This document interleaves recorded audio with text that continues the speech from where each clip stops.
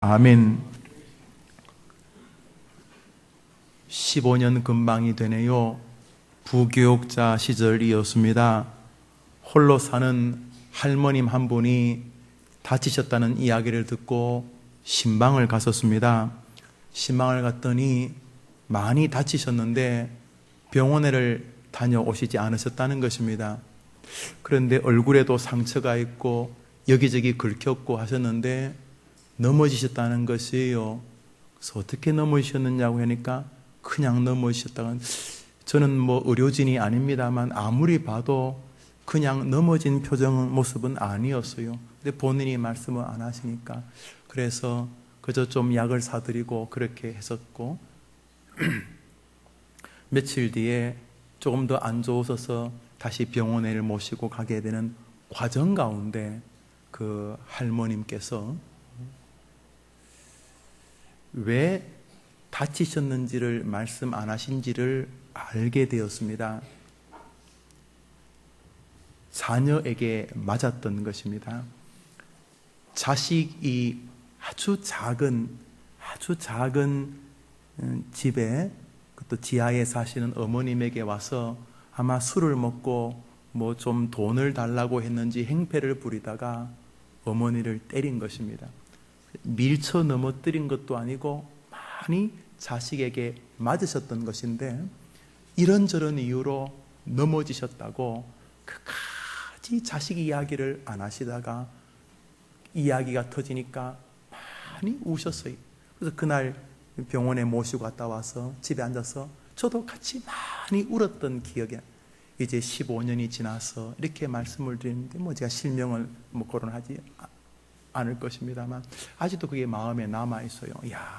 세상을 살면서 참 곤욕스러운 일이 많고 힘들고 부끄러운 일이 많지만 그 중에 최고로 힘들고 외롭고 괴롭고 부끄러운 일이 있다면 자식으로 인한 고통이 아니겠는가. 특별히 자식이 너무 폐륜적으로 대할 때에 이 부모는 어디에도 기댈 데가 없고 어디에도 말할 데가 없다는 걸 느꼈습니다. 참 안타까운 일이 아닐 수가 없고 인생에서 정말 힘든 때가 그때가 아니겠는가 오래 기억에 남아 있습니다. 수년간 조용히 한 아들이 아버지를 죽이려고 준비해 왔습니다. 조용히 아버지 옆에 수족들 한 명 한 명씩을 자기 편으로 만들었습니다. 정말 여러 해가 걸렸습니다. 그러다가 드디어 날을 정하여 아버지를 죽이겠다고 반역을 깨한 왕자가 있었는데 그의 이름이 압살롬이고 그의 친아버지가 다윗 임금이었습니다. 다윗이 아들 압살롬의 군대가 자신의 왕궁을 급습한다는 소식을 듣고는 기겁하고 궁궐을 버리고 피난길을 떠나게 됩니다. 앞서 말씀드렸던 한 할머님처럼 이건 너무너무 괴롭고 부끄러운 일이 아닐 수가 없었을 것입니다. 정신없이 도망을 치는데요, 그 도망하는 폼이 영 안타깝습니다. 우리 성경 말씀 15장 13절 여러분 성경을 읽겠습니다. 여러분 성경을 읽읍시다. 가급적인 화면을 배려하려고 합니다만 한두 절은 우리 같이 읽읍시다. 13절 읽읍시다. 시작. 전령이 다윗에게 와서 말하되 이스라엘의 인심이 다 압살롬에게로 돌아갔나이다. 이스라엘 백성들의 마음이 절반은 다윗에게 있고 절반 정도는 압살롬에게 간 게 아니고 이스라엘의 모든 인심이 다 어디로 갔다 그랬습니까? 압살롬에게로 이스라엘의 인심이 갔고 부하들도 수만 명이 있었을 텐데 그 수만 명의 부하들 가운데 절반은 옛정을 생각해서 다윗을 따르고 절반은 압살롬을 따른 게 아니고 한번 따라합시다. 다, 크게 봐요. 다 압살롬에게로 갔나이다. 이야, 이거는 너무나 참혹한 것입니다. 압살롬이 보통 아들이 아닙니다. 잘생겼고요, 머리도 비상한 사람입니다.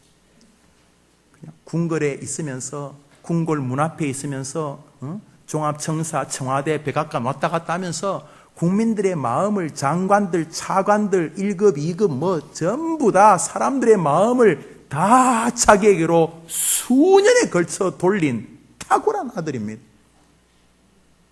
쿠데타가 일어났을 때 다윗 편은 손에 꼽을 만큼밖에 안 되었습니다.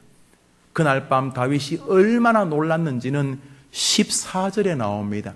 우리 14절 읽읍시다. 시작. 다윗이 예루살렘에 함께 있는 그 모든 신하들 이르되 일어나 도망하자. 그렇지 아니하면 우리 중 한 사람도 압살롬에게서 피하지 못하리라. 빨리 가자. 두렵건대 그가 우리를 급히 따라와 우리를 해하고 칼날로 성. 여기 보면요, 다윗의 사전에 없던 단어들이 막 계속해서 나옵니다. 빨리 도망가자. 빨리 가자. 두렵건대 빨리 도망치자. 다윗이 얼마나 두려워하고 놀랐는지 성경에 나옵니다. 이야, 자식에게 이러한 취급을 받는 시절이 다윗에게 있었습니다. 다윗이 뭐 대단한 권세만 누린 게 아니고 자식에게 뺨 맞고 자식에게 발길질 차이는 정도가 아니고 자식이 군사들을 가지고 자기 임금 다윗 곁에 있는 부하들을 다 돌려서 쿠데타를 일으켜서 아버지 목을 자르려고 달려들고 그 자식을 피해서 걸음아 날 살려라 하고 도망가는 비참하고 괴롭고 외로운 시절이 있었습니다. 여러분 한번 가만히 생각해 보십시오. 자식을 피해서 궁궐을 버리고 도망가는 이 아버지 말, 이복 자식 아닙니다. 주워온 자식 아닙니다. 양자 아닙니다. 내가 낳은 자식입니다. 내 아들입니다. 그런데도 그 아들을 피해 도망가는 다윗의 인생 시절, 괴로움과 아픔, 외롭다면 이때가 제일 외로운 시절 아니겠습니까? 다윗 일행이 정신없이 도망을 가다가 벳메르학이라고 하는 지역에 도착했습니다. 한나절 동안 도망한 것 같아요. 밤새도록 도망해가 한 새벽에 동틀 때쯤 헉헉거리면서 벳메르학에 섰어요. 아이고, 이제는 좀 됐나 하고 정신을 그제서야 차리고 주변을 둘러봅니다. 수천 수만의 군대들은 다 압살롬에게로 가고요. 그저 자기 눈에 별 볼 일 없는 사람들만 몇백 명 와 있는 것 같아요. 그래서 아이고 자네 왔는가? 자네 고맙네. 아이고 자네 왔는가? 아이고 자네에게 면목이 없네. 내가 자식을 잘못 키워서. 아이고 자네도 왔네. 아이고 자네가 날 따라올 줄은 몰랐는데 자네 참 고맙네. 내가 평소에 자네에게 너무 소홀했던 거 미안하네. 뭐 이러면서 도망하다가 벳메르하게 멈춰가지고 숨 돌리면서 인사하고 있을 거예요.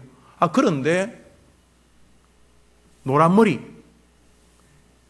코 큰 사람, 그 뭐라 그러죠? 코쟁이? 따라합시다. 외국인. 좋은 말 놔두고 왜 코쟁이에요? 머리가 뽀글뽀글하고 노란색이고 코가 큰 외국인들이 보이는 거예요. 저건 뭐지? 그들은 블레셋 사람들이었던데 약 한 600명 정도가 이때라고 하는 추장 밑에서 다윗을 따라온 것입니다. 이들이 어떻게 다윗을 따르게 됐는지는 정확히 모릅니다.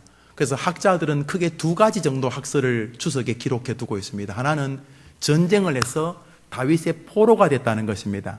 이때와 블레셋 군사들이. 그런데 포로 생활을 하는 동안 바벨론보다 훨씬 다윗이 탁월한 임금이라는 걸 느끼게 된 거죠. 그러면서 포로에게도 사랑과 인정을 베풀었던 것 같습니다.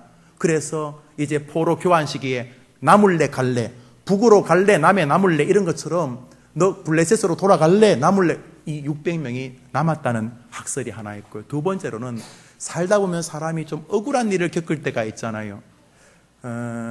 저는 뭐 국가보안법이 필요하다고 생각도 하고 조금 수정도 필요하지 않는가 생각도 해요. 그러나 여튼 간에 국가보안법으로 인하여 조금 억울한 일을 당한 분이 분명히 계신 것을 느껴요. 뭐 그래 따지면 민법이나 형법 때문에 억울한 분도 분명히 있죠. 그러나 뭐 그렇지만 여튼 간에 이제 국가보안법 한번 예를 듭시다. 뭐 논란이 좀 있습니다만 국가보안법이 나라를 지키는데 도움이 되었지만 본의 아니게 조금 상처를 받는 뭐 연좌제까지 한다든지 여튼 간에 좀 이 법 때문에 우리가 뭔가 좀 손해를 본 가정이 있을 수 있거든요. 아마 이들이 그렇지 않았겠는가. 이 블레셋 나라의 몇몇 법에 억울하게 손해를 보고 그래서 동네 추장인 이때가 이건 내 나라가 아니다. 이럴 수가 있나. 차라리 다윗에게로 가자 하면서 온 가족이 다윗을 쫓아 망명했을 것이라고 하는 학설입니다. 뭐 정확히 몰라요. 그러나 분명한 것은 이 다윗이 날개 꺾인 임금 아들에게 쫓겨서 도망갈 때에 이때와 그 사람들이 새로운 임금에게 붙지 않고 다윗을 쫓아왔다는 사실입니다.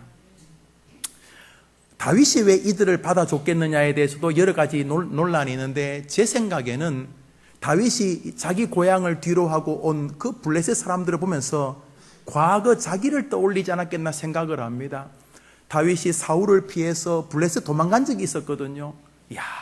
얼마나 참 기구하면 적군의 임금인 나에게까지 찾아왔겠느냐. 그러면서 마치 집 잃은 병아리가 왔을 때 품어주는 것처럼 그래 네 나라에서 못 살면 이 나라에서도 한번 살아봐라. 그러면서 받아준 것 같아요. 이심전심으로 말이죠. 무슨 뭐 과부 심정 호레비가 안다고 본인이 그렇게 괴롭고 그렇게 어려운 시절을 겪었기 때문에 아마 이 블레셋 외국인 이때와 그 식솔들을 이렇게 받아준 것 같아요. 그런데 세월이 변했어요. 그때는 임금이고 천하가 자기 명령 아래 있었는데 지금은 쫓기는 뭐라 그럴까요? 도망자가 된 거예요. 이거 지금 뭐 도와줄 여력이 없어요. 뿐만 아니라 이 친구들 날 따라와도 빛이 보이지 않는 거예요. 그래서 다윗이 말합니다. 여보게들 정말 고맙네요. 그렇지만 날 따라온다고 이제 내가 도와줄 수 없어. 나는 완전히 힘이 없고 앞길도 보이지 않는 말 그대로 날개 꺾인 권력이야. 자네들 우리 이스라엘에 온 것이 잘 살기 위함 아닌가? 압살롬에게 가든지 아니면 당신의 고국에 가든지 나에게 더 이상 희망이 없으니까 더 좋은 길을 가시게 내가 자네들에게 진심으로 축복하고 은혜가 여러분에게 있기를 바라네 하면서 덕담을 해줘요. 참 다윗 정말 된 사람이. 여러분 힘들 때 부하 한 명이 얼마나 귀합니까? 이 쫓길 때는 하다못해 보디가드라도 좋은데 거의 한 600명을 돌려보냅니다. 여보게들 고맙네. 여기까지 따라와줘서 정말 고맙네. 나는 내가 도와주고 했던 부하들에게 배신을 당하고 뭐 자식에게 이렇게 죽임을 당하니까 내가 이거 뭐 할 말 없지. 그런데 외국인인 자네들이 나를 이렇게 따라와 주니 정말 고맙네 하는 장면이 나오는데 우리 성경 구절 한번 읽읍시다. 화면을 봅니다. 읽읍시다. 그때 시작. 이때에 이르되 어찌하여 너도 우리와 함께 가느냐? 너는 쫓겨난 나그네인이 돌아가서 왕과 함께 내 곳에 있으라. 너는 어제 왔고 나는 정처 없이 가니 오늘 어찌 너를 우리와 함께 또 돌아다니게 하리요? 너도 돌아가고 내 동포들도 데려가라. 은혜와 진리가 너와 함께 있기를 원하노라. 나는 정처 없이 또 도는 이제는 힘없는 사람이니 여보게들 돌아가네. 내가 하나님의 은혜가 자네들하고 있기를 진심으로 기도하네. 이 말은 그동안 진심으로 고마웠네.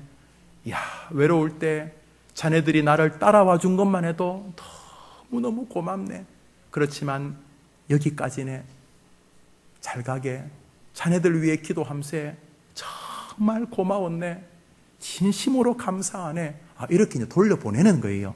그때 이때가 너무 멋진 말을 합니다. 그 외국인 이때가 말이죠. 자기 아버지도 죽이는 아들이 있는데 그 아들을 피해 도망가는 그 아버지 다윗에게 이때가 뭐라고 말하는지 우리 성경 봅시다. 시작. 이때가 왕께 대답하여 이르되 여호와의 살아계심 내 주 왕의 살아계신 맹세 진실로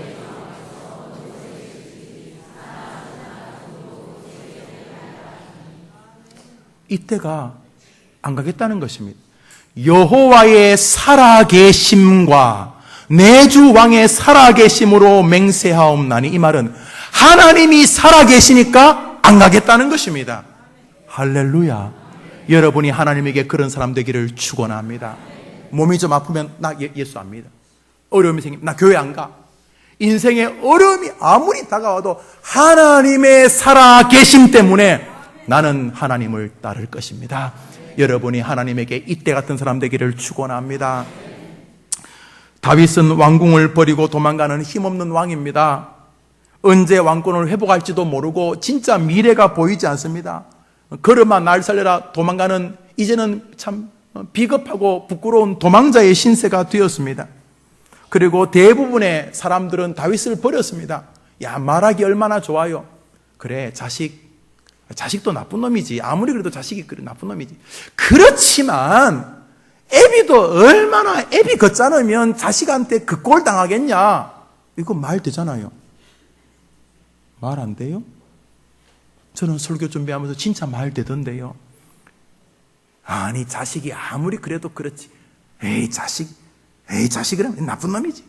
그렇지만 애비도 얼마나 애비 같지 않았으면 그랬겠느냐. 또 찜개찜이다. 그놈이다. 아이고, 애비도 똑같아. 이래 될 거예요. 여러분, 자식에게 쫓기는 거요, 얼마나 부끄럽습니까? 그러니까요, 다윗을 버릴 사람도 충분히 구실이 돼요. 저건 내가 따라갈 만한 사람이 아닙니다. 가화만사성, 자기 집안도 못 따르는 임금을 내가 뭐 하려고 쫓습니까? 말이 돼요. 이게 참, 말은 하면 다 말이 돼요. 그래서 대부분이 압살롬에게로 돌아갔는데, 이 외국인 이때가 뭐라고 그러냐면, 하나님이 살아 계시니까 나는 당신을 따르겠습니다. 이렇게 말하는 것입니다. 이때의 충성은 굉장히 기독교 역사에 중요합니다. 그깟 외국인 한 명이 뭐 그리 중요한가? 아니요. 다윗이 다시 왕권을 회복하고 압살롬과 전쟁을 치룰 때에 이때가 이스라엘의 장군이 되기 때문입니다. 성경 말씀 읽읍시다. 시작. 이에 다윗이 그와 함께하는 백성을 찾아가서 천부장과 백부장을 그들 위에 세우고, 다윗이 그의 백성을 내보낼세 3분의 1은 요압의 휘하에, 3분의 1은 수라의 아들 요압의 동생 아비새의 휘하에 넘기고, 3분의 1은 가드 사람. 왕이 백성에게 이르되,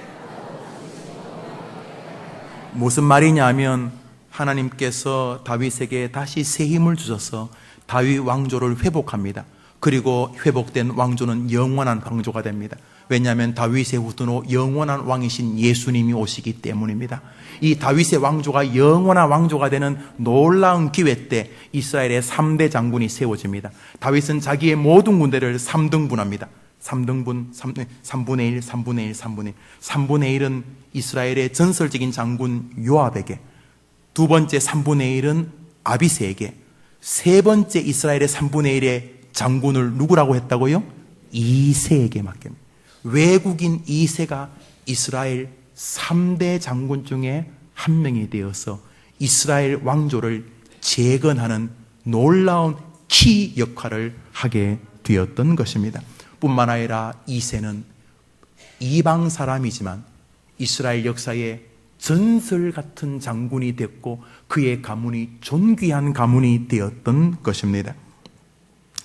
사랑하는 여러분, 우리는 이 이새의 충성을 통해서 하나님이 우리에게 기대하시는 것이 무엇인지를 명백히 알 수 있습니다. 왜요? 다윗은 그리스도의 그림자로 서 있기 때문입니다. 다윗은 하나님의 통치의 그림자인 것입니다. 하나님이 이때의 이야기를 그냥 넘길만 합니다. 그런데 이때의 이야기를 길게 쓰는 이유는 그것이 주님의 마음이기 때문에 그렇습니다. 다윗 곁에 이때가 서 있는 것이 주님의 기쁨이고 다윗의 기쁨이었던 것처럼 오늘도 여러분을 주님 곁에 있는 사람으로 만들고 싶어 하시는 것입니다. 간신들이 가득한 시대에 여러분이 하나님에게 이때와 같은 충신들이 되기를 축원합니다. 그런데 이때의 충성의 원인은 말씀드렸듯이 한 가지였습니다. 하나님의 살아계심이었던 것입니다. 이때가 다윗 왕을 따르는 기준이 여러 가지입니다. 우선 첫 번째 생각할 수 있는 게 의리입니다. 의리 때문에 따를 수 있습니다. 그렇지만 이때가 부하들과 수하들을 이끌고 다윗을 쫓은 것이 의리 때문이라고 말하기는 어렵습니다. 원래 그는 이득 때문에 왔습니다. 다윗에게 위로와 힘과 보호와 가족들과 식솔들을 지킬 수 있는 평강과 또 보호를 향해서 왔던 것이 틀림없습니다. 그러므로 이때가 다윗을 쫓는 것을 단순히 의리 때문이라고 말하기는 어렵습니다. 이때가 다윗을 쫓는 여러 이유는 충성된 모습으로 드러나는데 그 충성의 핵심은 이때가 다윗에게서 하나님의 살아계심을 보았던 것입니다. 여러분, 무엇은 결정을 하시든지 간에 하나님이 살아계신다는 것을 근거로 결정하는 여러분 되면 후회하지 않을 줄 믿습니다. 지금 압살롬이 힘이 있는 것 같고 그 사람 줄 서면 좋아 보이고 그 사람 말이 솔깃해 보이지만 잘 한번 생각해 보십시오. 어느 줄에 서야 되는지. 다른 사람들은 비참한 줄에 서서 다 목이 달아나는데 이때와 후세는 다윗의 줄에 섭니다. 이때와 후세란 사람이 다윗의 줄에 서게 된 가장 큰 계기는 다윗을 하나님이 세웠다고 확신했기 때문입니다. 압살롬은 똑똑합니다. 말도 잘하고 잘생겼고 머리도 팍팍 돌아가는데 문제는 압살롬은 지가 세웠습니다. 아무에게도 그런 권세를 안 줬는데 압살롬은 내가 왕이다 그랬는데 반해서 다윗은 하나님이 사무엘을 통해 하나님이 세우셨던 것입니다. 그런데 이때는 외국인이지만 다윗에게서 하나님의 살아계심을 보았던 것입니다. 지금 비록 쫓기지만 도망간다고 해서 그에게 살아계신 하나님이 안 계신 건 아닙니다. 비록 압살롬이 지금 대단한 권세를 휘두르는 것 같고 힘이 있어 보이지만 지금 힘이 조금 있다고 해서 하나님이 계시다는 증거를 이때는 찾을 수가 없었던 것입니다. 하나님의 살아계심이 여러분의 모든 판단의 근거가 되기를 축원합니다. 어려운 일이 생겼습니까? 교회를 계속 나갈 건가? 안 나갈 건가? 무슨 기준입니까? 어려운 일이 생겼다? 몸이 아프다? 어쩌고 저쩌고 여러 판단 기준이 있겠지만 여러분의 판단 기준은 하나여야 됩니다. 하나님이 살아 계신다. 인생에 어려움이 와서 극단적인 결정을 하고 싶은 위기가 섰습니까? 그때 여러분이 무슨 결정을 하든지 간에 제일 먼저 떠올려야 할 것은 하나님이 살아 계신다. 이것이 여러분의 신앙이 되어야 할 줄 압니다. 하나님이 장황하게 외국인 이때 이야기를 하는 것은 이때 잘났다는 이야기를 하고 싶은 게 아닙니다. 그렇다면 성경은 신변 잡기 이야기니까요. 하나님이 이때 이야기를 하는 이유는 한 가지입니다. 예수 그리스도의 모형인 다윗, 너는 이때처럼 나 예수에게 충성하는 사람이냐 물으시는 것입니다.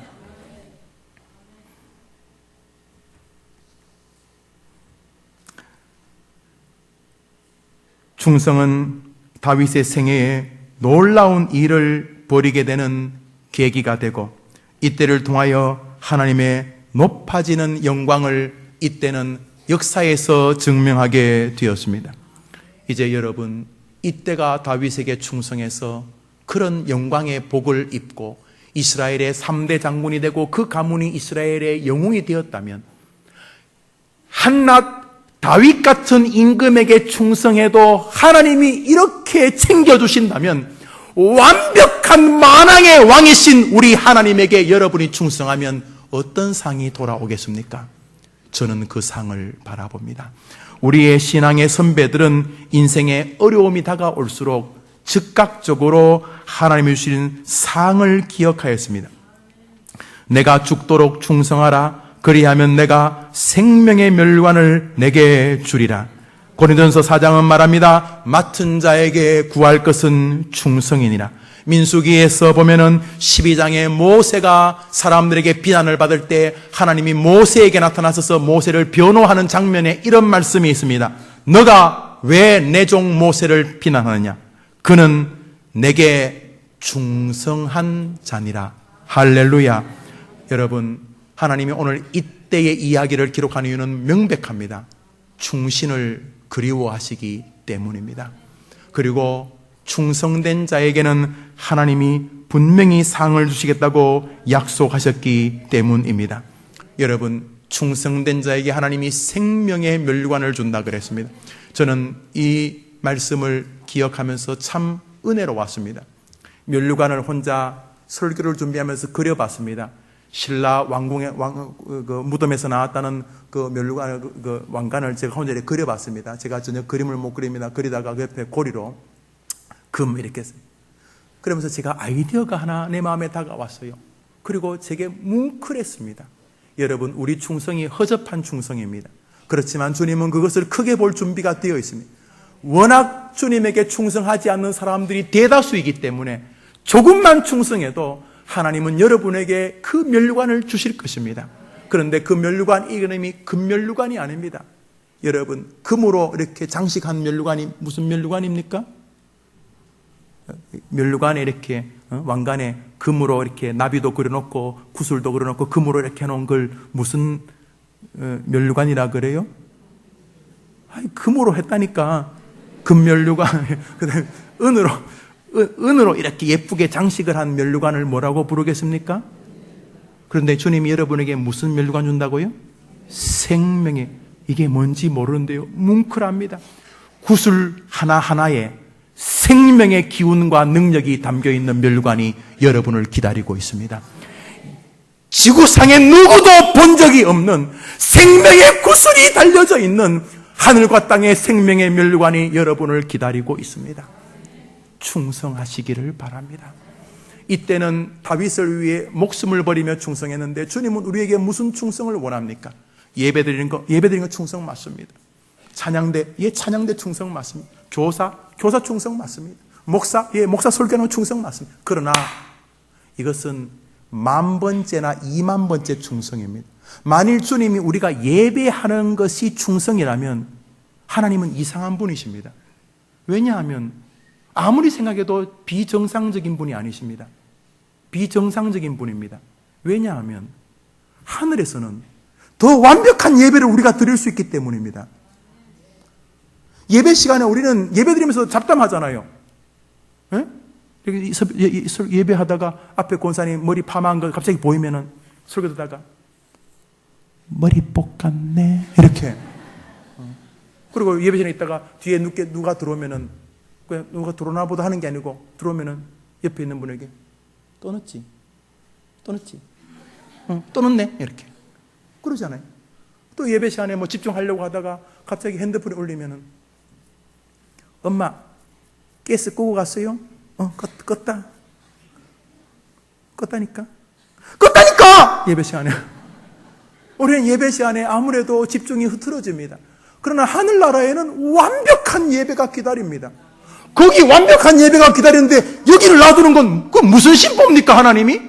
좋은 거 놔두고 이상한 쓰레기를 주는 건 하나님이 이상한 분 아닙니까? 그러므로 예배가 충성의 제로일 수는 있지만 첫 번째일 수 없습니다.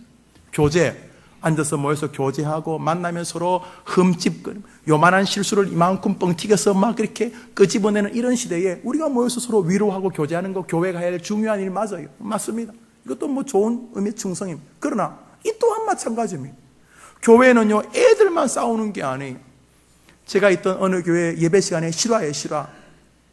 교회 이름 말하고 싶은 게 꿀뚝 같은 내내 안 할 거예요.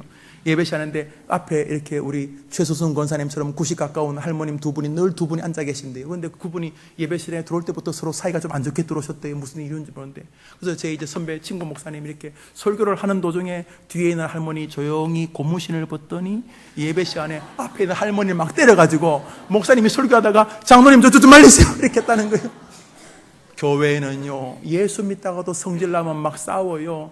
교제하면서도요, 거기 열등감이 있고요. 아이고, 그 집 애는 어떻다더리. 그 마음에 상처들이 있어요. 우리가 죄인이기 때문에 시기심도 있고요. 우리 교제는 훌륭하지만 불완전한 교제예요. 그러나 하늘나라 아니에요. 하늘나라는 시기와 미움 같은 거 없어요. 열등감, 좌절 없어요. 거기는 완벽한 교제만 있습니다. 그런데 교제가 주님이 원하는 충성이라면 데려갔어야지 여길 왜 놔두는 것입니까? 그러므로 이 또한 우리들에게 기대하는 이때의 충성이 아닙니다. 교회가 이 땅에 존재하는 이유, 아직까지 여러분이 살아있는 이유, 아니 하나님이 여러분을 살려주신 이유는 하나의 충성입니다.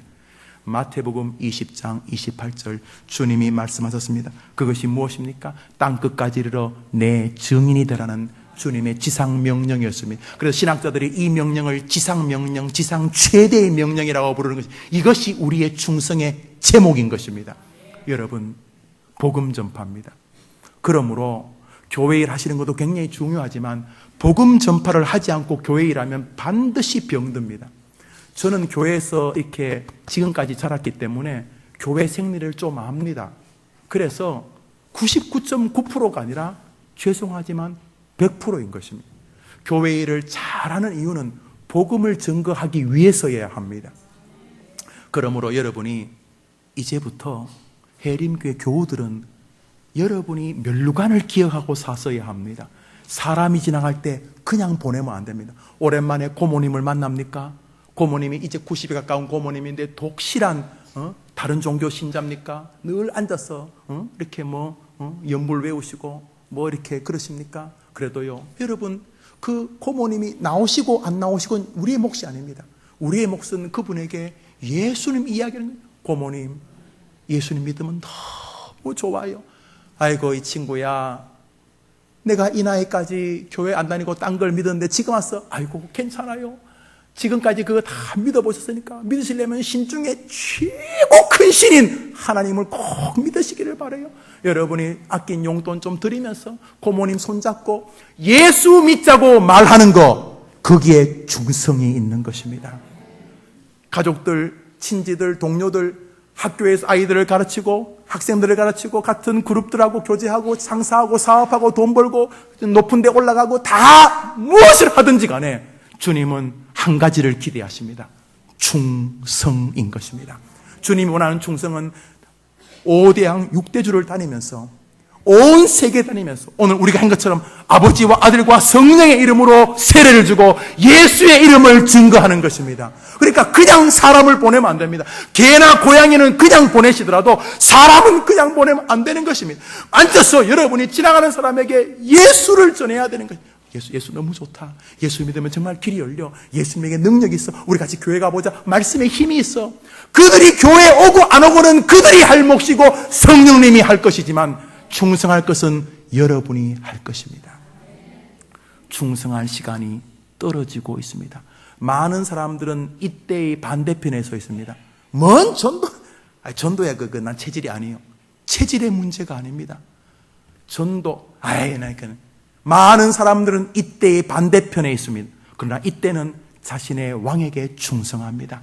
우리 성도들에게 주님이 기대하는 충성은 한 가지입니다. 복음을 전파하는 것입니다. 여러분, 첫째의 전파는 말입니다. 누가 뭐래도 그렇습니다. 말로 복음을 증거하는 동안 놀랍게도 여러분이 변할 것입니다. 학교에서 노상 애들을 두드려 패는 애가 전도하면 되겠습니까?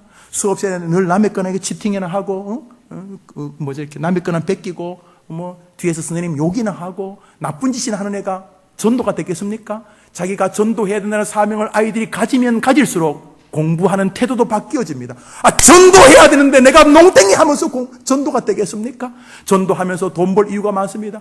전도하면 아무래도 전도하기 위해서 밥도 사고 돈이 많이 필요하니까 더 성실해야 되겠죠. 전도하면서 주변을 더 많이 점검하게 됩니다. 전도는 우리에게 주신 의무이며 동시에 축복인 것입니다.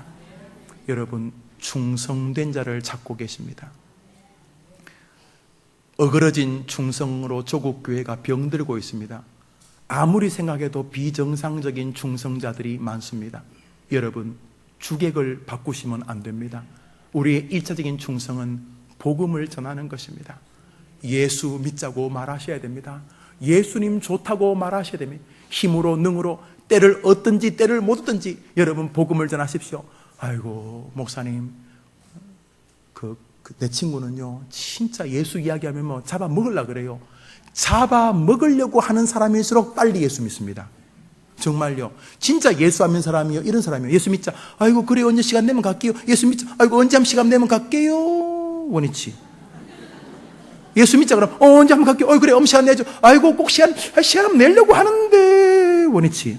죽을 때까지 안 믿어요. 그런데요 예수 믿자. 한 번 더 예수 믿자가 하면 야고 내가 즐겼다. 이런 사람이 탁 꺾여져 가지고 장로님 되고 목사님 되고 집사님 됩니다. 할렐루야. 여기도 많아요. 막 성경 지금 몇 권 찢은 사람 있죠? 눈 툭게 있다 봐요. 알아요 내가요. 부인 교회 간다고 막 애들 여러분 그러니까 포기하지 마시고 아니 그거는 뭐 그분이 오고 안 오고는 그 양반 몫이고 우리는 주님의 충성의 사명을 받았습니다. 여러분 그냥 사람을 보내면 안 돼요. 만나면 자네 교회 나가지? 어휴 사장님 웬 교회는요? 아직도 교회 안 나가나? 예수 안 믿고 어떻게 살아? 자네 이번 주 시간 되나? 자네 이번 나가 식사 같이 한번 하세. 이렇게 해서 교회에 발걸음 들어놓게 되는 거 여러분에게 하나님의 생명의 면류관이 있는 것입니다. 여러분 이 시대는 병든 시대입니다. 그냥 이상하게 병이 들어 있습니다. 여러분 충성의 시간이 제깍 줄어들고 있습니다. 주님께서 죽도록 충성하라는 것은 복음을 전하는 것입니다. 복음 전파의 길을 가십시오.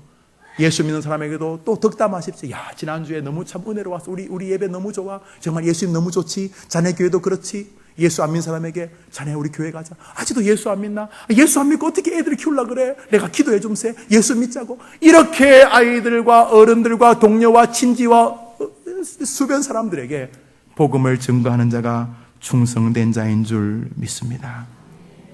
우리는 이 아름다운 이때와 다윗의 신앙 속에서 충성의 모티브와 함께 아주 아름다운 진리 하나를 발견하게 됩니다. 그것은 바로 고난입니다. 사실 다윗과 이때가 이렇게 서로 피차에게 존귀해지고 서로가 서로에게 유익해진 것은 고난이 그들을 묶어 주었기 때문입니다. 고난으로 인해서 다윗은 진짜 참된 부하와 동력자가 누구인지를 알게 되었고 이때는 고난을 통해서 성경 역사에 길이 남는 위대한 가문의 조상이 될 수가 있었습니다. 여러분, 하나님은 고난을 통해서 우리가 하나님의 진짜 충신인지 아닌지를 때로 점검하십니다. 느끼실 것입니다. 그러므로 고난이 왔을 때에 모쪼록 함부로 낙심하지 마시고 이 고난은 기회다. 나와 내 가문이 하나님에게 완전히 수지 맞을 수 있는 기회라는 마음을 가지고 함부로 좌절하기보다 이때를 기억하게 되기를 축복합니다. 우리 믿음의 선배들은요 고난이 오면 본능적으로 상을 생각했습니다. 우리 베드로서를 한번 읽습니다. 성경 읽읍시다. 시작. 사랑하는 자들아 너희를 연단은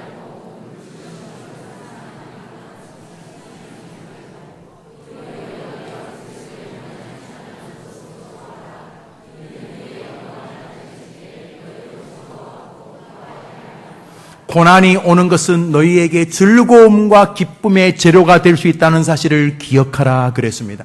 우리 믿음의 선배들은 고난을 당할 때 이렇게 하나님에게 놀라운 충성의 자세와 함께 자신에게 다가올 상을 바라보았습니다.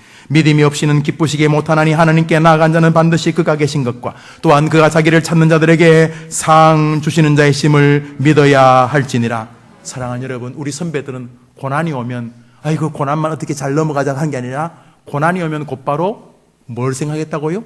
상을 생각했습니다. 상 받으려고 하는 것은 귀한 일입니다. 상 받으려고 하나? 상 받으려고 해야 됩니다. 모든 선배들이 그랬는데 왜 우리는 그렇게 하지 않습니까? 고난이 왔을 때에 이거 잘 다루면 복이 된다. 고난이 왔을 때 이 시간을 다 탁월하게 믿음으로 지나면 하나님이 주실 상을 나와 내 가문이 받게 된다 믿으시고 고난에서 승리하는 여러분 되기를 축원합니다. 마지막으로 오늘 성경은 충성의 신앙과 고난이 가지는 유익과 더불어서 동력자의 가치, 동행하는 기쁨을 알려줍니다. 다윗은 분명한 스스로도 위대한 사람 맞습니다. 어린 시절 골리앗을 죽이는 것을 볼 때에도 이미 다윗은 대단한 사람 맞습니다. 진짜 하나님을 사랑한 사람 맞아요. 그렇지만 혼자는 천재 세상을 가질 수는 없습니다. 다윗이 탁월한 가장 중요한 것은 다윗 곁에 바로 이때와 같은 충신들이 있었기 때문입니다. 여러분, 교회는 독불장군이 없습니다. 목사 혼자 하게 하시면 안 되는 것입니다. 무디 같은 사람은 위대한 설교자입니다. 그렇지만 그는 홀로 하지 못했습니다. 그는 목회하는 동안 생키와 당대의 훌륭한 신학교 교수고 석학이었던 알레이 토레이 같은 분이 이 무디의 동력자가 되었습니다. 여러분, 설교의 황태자는 역사상에 스펄전 한 사람에게 붙은 명령입니다. 정말로 탁월한 사람입니다. 이 스펄전, 그러나 이 스펄전이 목회할 때 이미 지금부터 150년 전에 그 교회 교인이 15,000명이 넘었습니다. 그런데도 스펄전이 목회하는 동안 스펄전을 위해서 기도하는 300의 중보 기도팀이 설교하는 스펄전을 위해서 24시간 그 강단 아래 지하실에서 기도하고 있었습니다. 혼자 할 수 없습니다.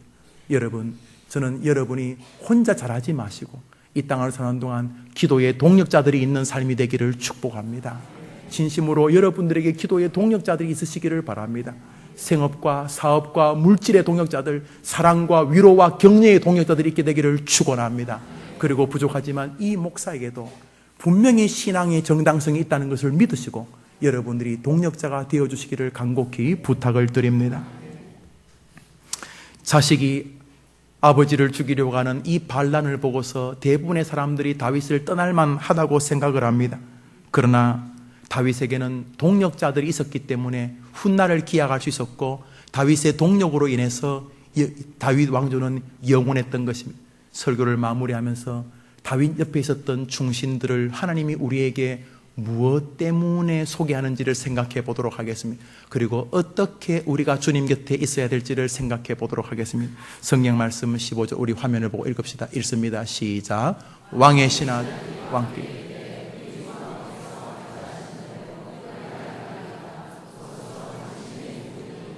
저 구절은 굉장히 의미가 있는 구절입니다. 왜냐하면 14절에 다윗이 빨리 도망가자.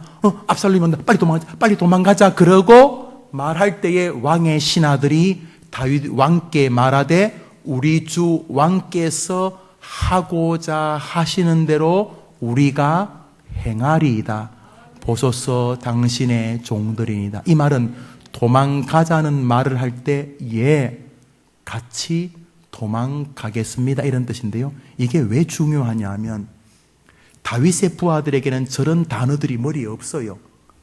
요압, 아비세, 이 아둘람 부대들, 다윗의 건국 초기의 사람들은 저런 사람들이 아니에요. 임금님, 한 번 죽지 두 번 죽습니까? 붙읍시다. 우리가 언제 이 밥에 고깃국 먹었습니까? 한번 해봅시다. 죽으면 죽는 거지요. 이게 다윗 부하들의 정신세계입니다. 김영삼 대통령이 살아계실 때에 그 좌동령, 우영우, 최영우, 김동영 이런 분들이 가시렸는데 그때 그 안기부 사람들이 달려들어서 잡아먹으려고 할 때 그랬다잖아요. 우리가 이 밥에 고깃국 먹는 줄 붙어보자! 그래가지고 안기부가 그만하자고 그랬다고 전설처럼 책에 나옵디다. 저 부하들은 저런 사람 아니에요. 도망요? 붙읍시다. 임금님 옛날에 혼자 골리앗과 싸울 때 이길 줄 알았어요? 죽으면 죽는 거 아니에요? 붙읍시다. 이럴 사람이에요.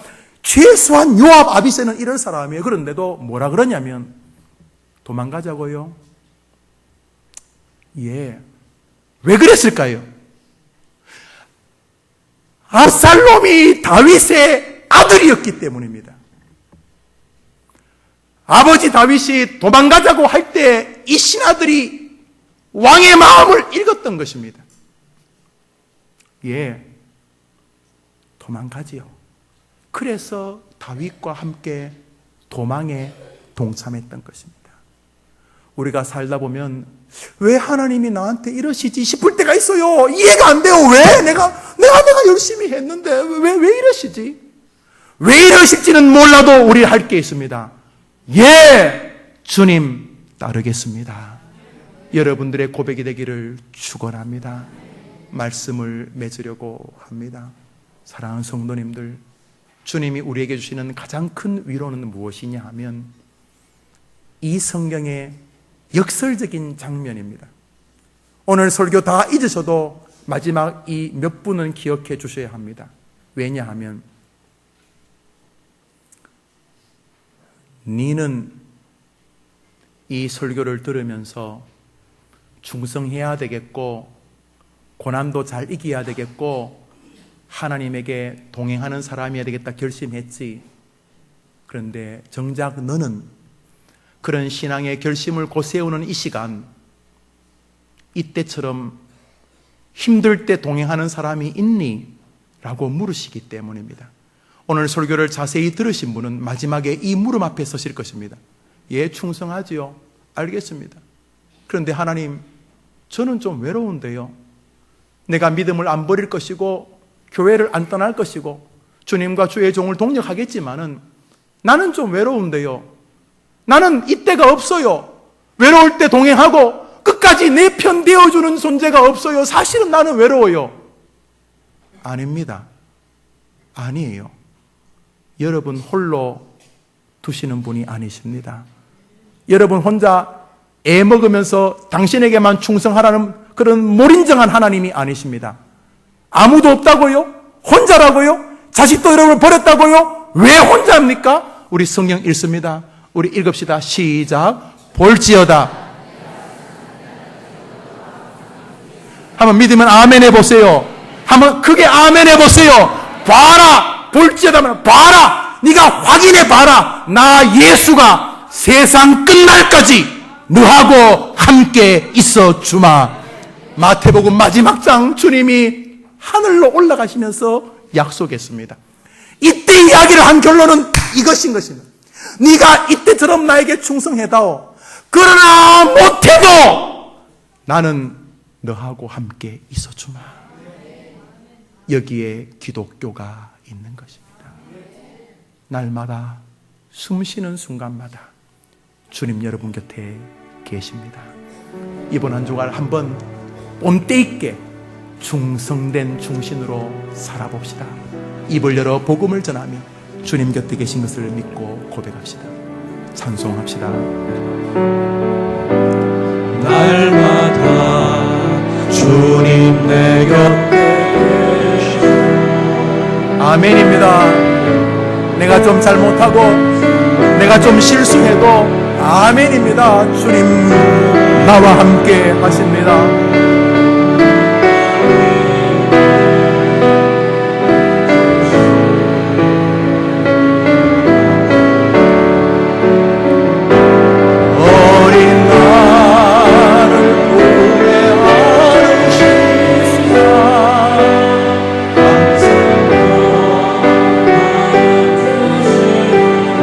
우리는 이때보다 더 멋진 분이 함께 하십니다.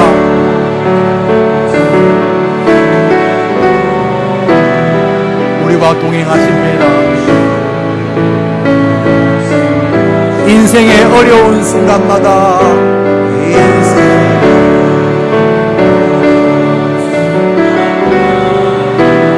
다윗 곁에 이때가 있듯이 내 곁에 주님이 동행하여 주십니다.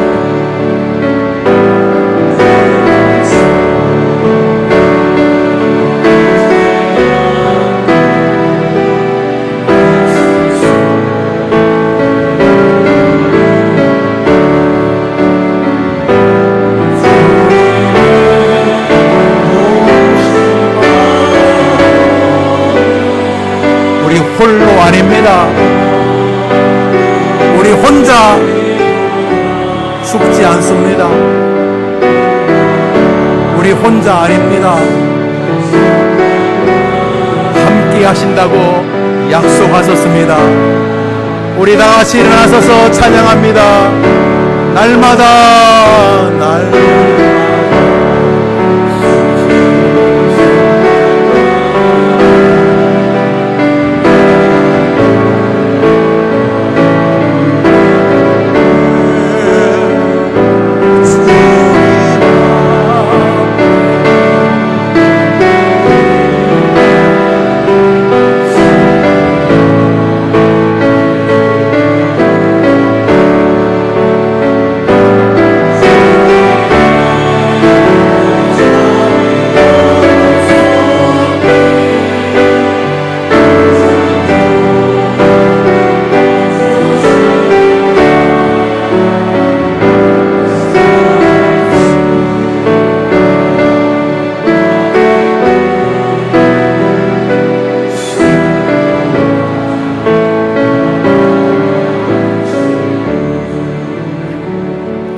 우리 30초만 같이 눈을 감고 기도하겠습니다. 한 가지 제목입니다.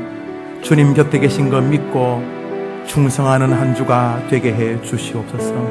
이번 한 주간은 하나님 앞에서 충성하게 하옵소서. 입을 열어 복음을 전하며 어떠한 상황 속에서도 주님 계신 것을 믿고 사는 삶이 되게 해 주옵소서. 고난이 있다면 고난 때문에 복을 받는 한 주간이 되게 해 주시옵소서. 오 주님, 여기 충신이 있으니 이 늙은 나의 몸을, 이 젊은 나의 삶을 붙잡아 주시옵소서. 충성되게 하옵소서. 다짐과 서원과 결심으로 기도합니다. 하나님 아버지, 한 주간을 또 시작합니다. 충성하게 하옵소서. 하나님 아버지, 비실비실거리며 살지 말고 하나님에게 충성하게 하옵소서.